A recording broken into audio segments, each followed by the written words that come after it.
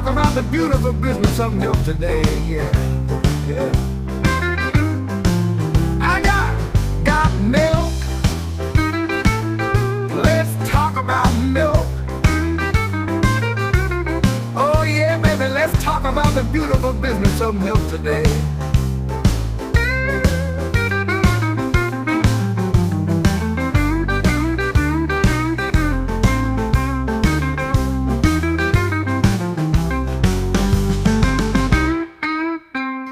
This episode of Got Milk is sponsored by Shunya Agritech, the folks revolutionizing cattle nutrition with hydroponic green fodder.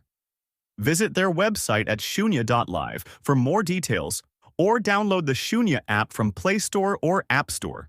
Welcome to the deep dive. Today, we're diving into a really comprehensive report on India's fodder situation. Hogger.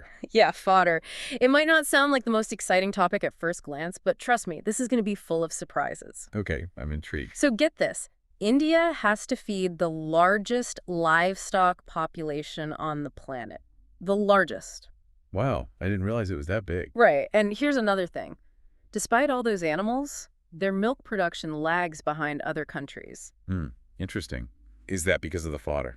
Well, that's one of the big questions we're going to explore. I'm starting to see why you said this would be surprising. And along the way, we'll uncover how nomadic communities and ancient traditions factor into the equation. It's all connected. Okay, you've got my attention. Let's dive in. All right, so first things first. Livestock are a huge deal in India, way more than I realized before reading this report. Absolutely. It goes way beyond just agriculture.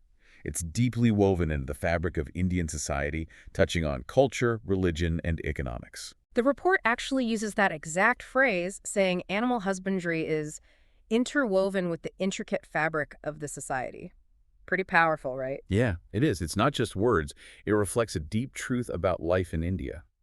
So for the average person in India, what does that actually mean? How do livestock impact their daily lives? Well, especially in rural areas, livestock are essential. I mean, they're a source of dairy, obviously, but also meat and wool. Right.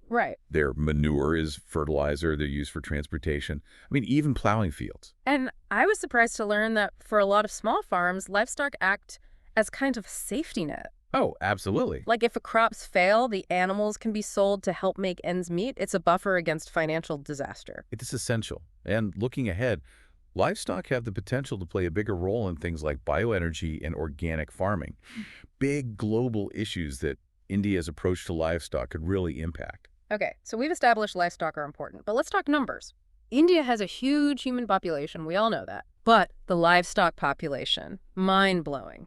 It's almost like trying to feed a whole other country the size of Brazil, all crammed onto a landmass smaller than Argentina. It's a challenge, to put it mildly. To be precise, 2.29% of the world's land has to support 17.4% of its people, and then on top of that, 10.7% of its livestock. That's a lot of mouths to feed. It is a lot. And that translates to over 510 million livestock. Where does all the food come from? Seriously, what are they feeding all these animals? Well, they've got a pretty diverse range of fodder sources. I mean, they use everything from grasses on grazing lands to crop residues, things like rice and wheat straw left over after harvest. Okay, I see. They even cultivate specific fodder crops, and they utilize things like edible weeds and tree leaves. It's amazing how resourceful they have to be. It is.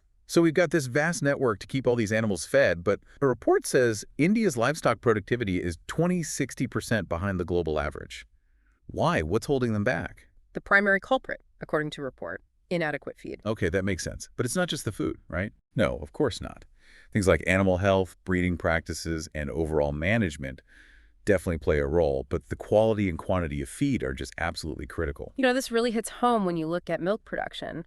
Indian cattle and buffaloes, they produce less than 1,000 kilograms of milk per lactation. Yeah, that's a lot. Compare that to 4,500 kilograms for cows in Europe, or a crazy 10,000 kilograms in Israel. 10,000. That's a massive difference. Right, and it really shows how much fodder matters. And the report points out that 60–70% of milk production cost comes down to feed. So if you want dairy farming to be profitable, efficient fodder management is non-negotiable. It's crucial. Absolutely. So let's dig into the types of fodder they're using. The report breaks it down into 3 main categories: cultivated fodder, crop residues, and common grazing lands. Let's start with cultivated fodder. What's the deal with that? Well, cultivated fodder is basically what it sounds like. It's specifically grown for animal feed. It uses about 5% of India's cropland right now, but the report suggests aiming for 10% to increase overall production. Okay, so more land dedicated to growing food for the animals. Exactly. Then there are the crop residues, like we talked about before, things like the leftover straw. They rely on that a lot. How much are we talking? Over 50% of their fodder supply comes from crop residues. Rice and wheat straw are particularly important since those are staple crops in India. Okay. And finally, there's the grazing lands. Those must be significant, especially with all the ancient traditions you mentioned earlier. Yeah, common grazing lands, which include forests, pastures, and even wastelands, make up about 16% of India's land. But here's the catch. Those lands are shrinking. Shrinking. Wow, that's going to have a huge impact, especially for those nomadic communities who depend on them. I mean, what does that mean for their whole way of life? It's a big issue, especially for the 30 pastoral communities the report highlights. These communities, they have a long history of specializing in particular breeds, managing livestock on these lands for generations. Imagine all that knowledge tied to specific regions, and now those regions are changing. It's a lot to adapt to. So how are they adapting? How are they dealing with this shrinking resource? They've developed 4 distinct grazing systems, each tailored to the seasons and the resources available. It really shows how those ancient traditions are being challenged in modern times. It's a balancing act, isn't it? It really is. So what's being done to address all these challenges? I mean, the report mentions advancements in fodder technology, right? What kind of innovations are we talking about? India is making huge strides in fodder technology. Institutions like the Indian Council of Agricultural Research, ICAR, and a bunch of state agricultural universities have developed over 330 high-yielding fodder varieties. 330, wow, that's a lot. It is. These new varieties, they have the potential to really ramp up fodder production. That's impressive. But it's not just about quantity, right? I imagine the quality of the fodder plays a big role in productivity, too. You're absolutely right. The report really stresses that just producing more fodder isn't enough. We need to focus on the nutritional content, too. Makes sense. It's like, imagine if you were only eating rice and wheat straw all the time. You would be very healthy or productive, would you? No, probably not. Same for livestock. Yeah. Traditional fodder sources, they often lack the essential nutrients that the animals really need to thrive. So are these new varieties addressing that nutritional gap? That's the goal. For instance, there's a new drought-resistant sorghum variety. It's packed with nutrients and can grow in those arid regions where traditional fodder crops struggle. So they're creating new varieties, but what about the existing fodder sources? There's a lot of research going on there too, like improving the digestibility and nutritional value of what they already have. Things like treating straw with enzymes or using urea supplementation, that can really boost the nutritional content. So it's a two-pronged approach. Develop better fodder and make the most of what they already have. What about technology? I know technology is changing everything in agriculture. How does it apply to fodder production? Technology is changing the game in fire management too. Like farmers are using sensors now to monitor soil moisture levels, which helps them really optimize irrigation for their fodder crops. Oh, that's interesting. So they're using data to make bigger decisions. Exactly. And they're saving water too. There are also apps being developed that provide real-time info on fodder availability and market prices. Wow, so farmers have that info right at their fingertips. Right. It helps them make smarter decisions about buying and selling, even storing their fodder. It's like having a personal fodder advisor right in their pocket. It's amazing how accessible that kind of information is becoming. It is. And what about the animals themselves? Yeah, are there tech advancements helping them get the most out of their feed? Absolutely. It's called precision livestock farming, and it's pretty cutting edge. They're using technology to actually monitor individual animals. Monitor individual animals. How do they do that? They track all sorts of things, feeding patterns, health, even their movements. It's about getting super specific. So it's like giving each cow its own personalized nutrition plan. Exactly. It helps farmers make sure every animal is getting exactly what it needs to thrive, maximizing efficiency and reducing waste. It's pretty remarkable, actually, seeing how tradition and technology are coming together like this. It really is. But I imagine there are some challenges too, right? Implementing these kinds of changes can't be easy, especially in a country as vast and diverse as India.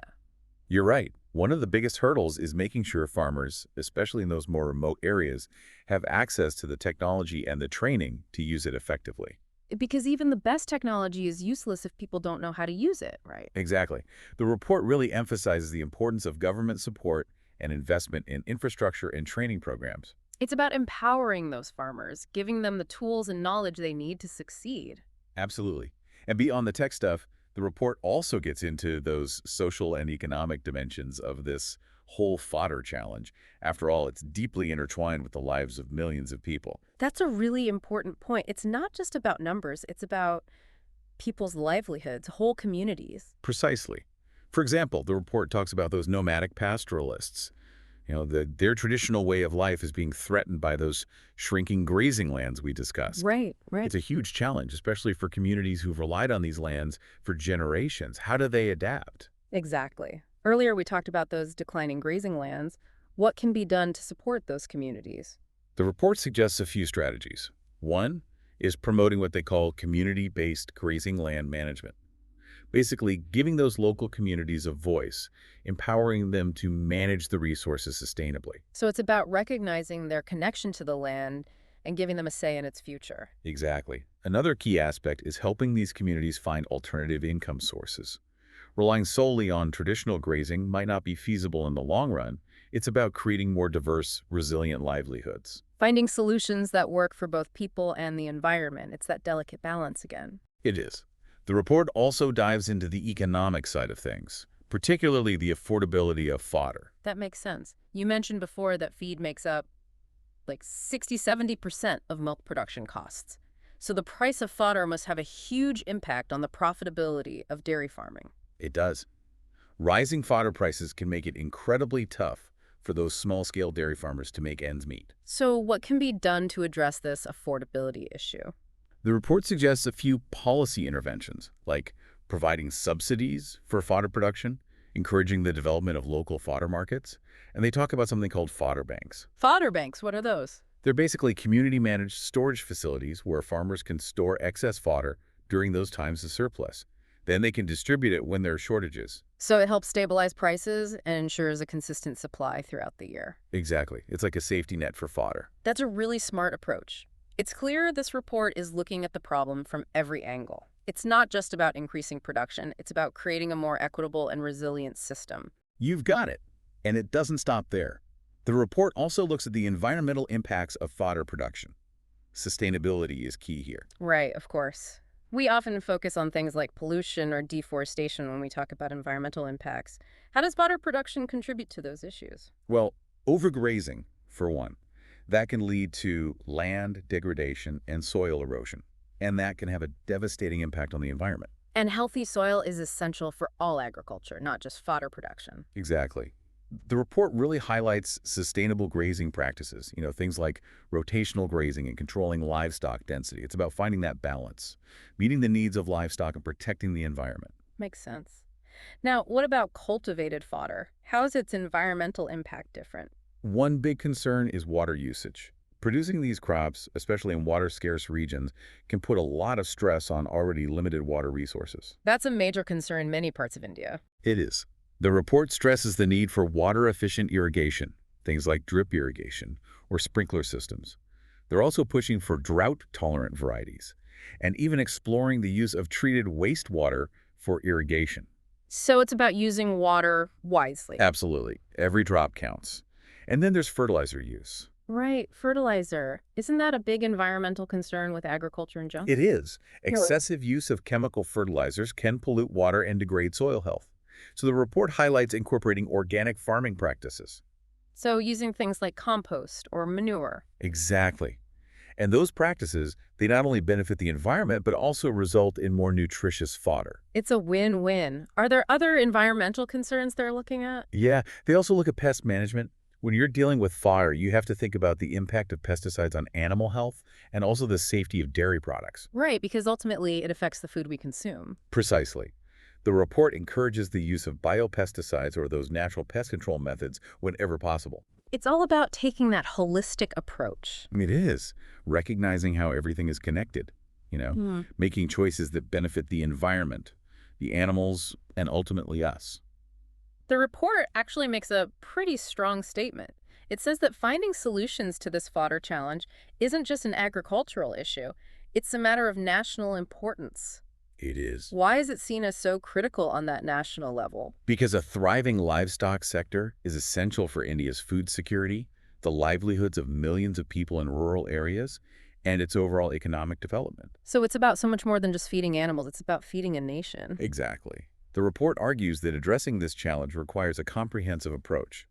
We're talking government policies, technological advancements, community participation, a commitment to sustainability. It's a big task. It sounds like India is taking this challenge seriously and really exploring every avenue to create a more sustainable future for its livestock sector. They are. The report is packed with info, really insightful stuff. It's a fascinating read. This deep dive has been really eye-opening.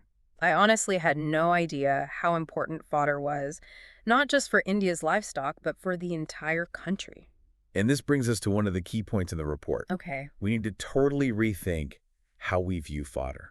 I think this whole deep dive has already shifted my perspective. I think so too. Mm-hmm. The report frames it as a key part of a much larger system, not just livestock, but also the environment, Right. the economy, the well-being of communities. Yeah.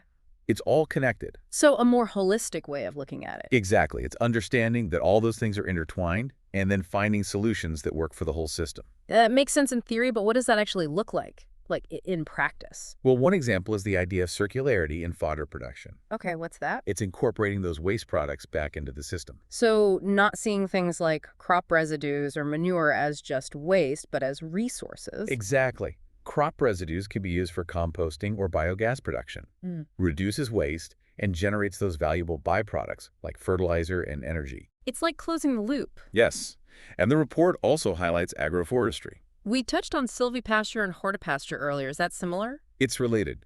Agroforestry basically integrates trees into agricultural systems. This can have a bunch of benefits, including fodder for livestock, I see. shade for crops, improved soil health, the list goes on. So a more diverse ecosystem. Exactly. And the report suggests agroforestry could play a big role in boosting fodder availability, especially in those dryland areas. It's really fascinating how these ideas are kind of blurring the lines between agriculture and forestry and livestock rearing. It is. Like a whole new way of thinking about how we use the land. It is. It really is. It's driven by this realization that to find truly sustainable solutions, we need to think bigger. Right. Move beyond those traditional categories. Okay. The report also talks about involving the community in fodder management. Why is that so important? Well, because those local communities have that deep understanding of their own ecosystems. They know the challenges. Yeah, that local knowledge. Yes. The report advocates for what they call participatory approaches, where those communities are actually involved in planning and implementing the programs. So they have a say in what happens. Exactly. It helps ensure those solutions are tailored to each region. It's about making sure it works for everyone, right? Both the people and the planet. Right. And the report also makes it clear that government policies are a huge part of supporting this. Yeah. Earlier we talked about things like subsidies and those fodder banks. What other policy interventions are they looking at? A bunch of things, actually, like promoting more research and development for fodder crops, providing incentives for farmers to adopt those sustainable practices, investing in better infrastructure for storage and distribution. So it's about creating a system that supports this. Yes, a long-term commitment from policymakers. Well, this deep dive has been incredible. We've covered so much. Oh, yeah. From the sheer scale of India's livestock population to these amazing innovations they're working on. It's pretty remarkable, and it's a story that's still unfolding. There are challenges, but there's so much potential. The report makes a really strong case for why addressing this challenge is so vital to India's future. It does. And it's a reminder that to find truly sustainable solutions, we need that holistic approach, thinking about the environment, the economy, those communities. It's not just about feeding animals. It's about feeding a nation, building a better future. Exactly. So to our listener, as India figures out how to nourish both its people and its livestock, we leave you with this. What role can innovation in fodder production play in creating a future where food security and a healthy environment go hand in hand? I got milk. Let's talk about milk.